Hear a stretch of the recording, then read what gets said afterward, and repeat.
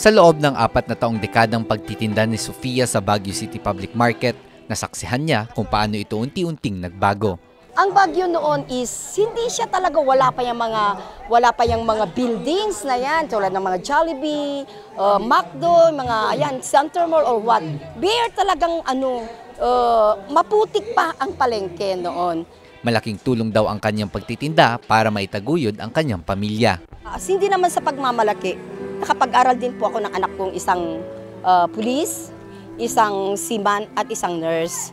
Now, kung ako lang, ang Baguio talaga, maraming natulungang tao. Not only from Baguio, but also outside Baguio. Pero pinapangamba ngayon ng ilang vendors ang modification di umano sa redevelopment ng palengke. Kaya kahapon, October 26, nagtipon-tipon ang mga market vendors, mamimili at mga organisasyon para sa isang solidarity event. Ang purpose po ng event natin ay magtipon ng mga tao at makinig sila sa mga vendor at sa mga lumalaban para sa palengke. Matutunan nila kung ano talagang nangyayari dito sa PPP at sa SM proposal. Ayun, para makapag-desisyon sila ng maayos at mai-forward sana natin yung panawagan ng mga vendors na yes to development, no to modification, save the Baguio public market.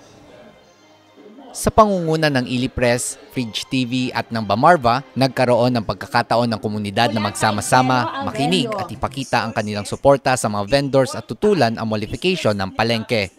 Meron ding photo exhibit na nagpapakita ng dating itsura ng Baguio City Public Market at documentary film viewing. Pero higit sa lahat, nagkaroon ng pagkakataon ang publiko na magbahagi ng kanilang kwento at magbigay ng suporta para sa Baguio Public Market. Ang kaluluwa, anong ibig sabihin ng good governance kung hindi ka makikinig sa boses ng iyong mamamayan. Maliban sa mga market vendors, maging ang mga mamimili ay apektado din sa nakatakdang redevelopment ng palengke.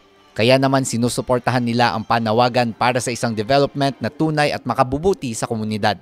Kasi pag mamimili ka, affected ka rin kung ang binibilhan mo ay small business or mall, di ba? Or yung commercial space na sinasabi nila. Kaya I expect na ang mga presyo ay gagalaw. Hindi siguro masyadong mataas, but the dynamics pa rin mag-iiba talaga. Lahat ng development na dapat gagawin dito is intended for the welfare of the people of Baguio, not intended for other entities which are not from Baguio. It is against the economic development of Baguio City. Bagamat nais daw nila ang development, hindi raw dapat ito idaan sa modification. Maybe the only thing we can ask is you have to take a look kung mabibinefit ba ang constituent of Baguio as well as vendors and also market goers sa gagawing development by the city market by a private entrepreneur versus city government. Nauna namang nilinaw ng pamahalang lungsod na hindi mapaprivatize ang palengke at pamahalang lungsod pa rin ang magpapatakbo nito. Sa ngayon, nasa kamay ng sangguniang lungsod ng Baguio ang desisyon kung dapat bang ipagpapatuloy ang public-private partnership sa development ng palengke o idadaan na lang ito sa iba pang paraan. Ron Maranon, RNG News.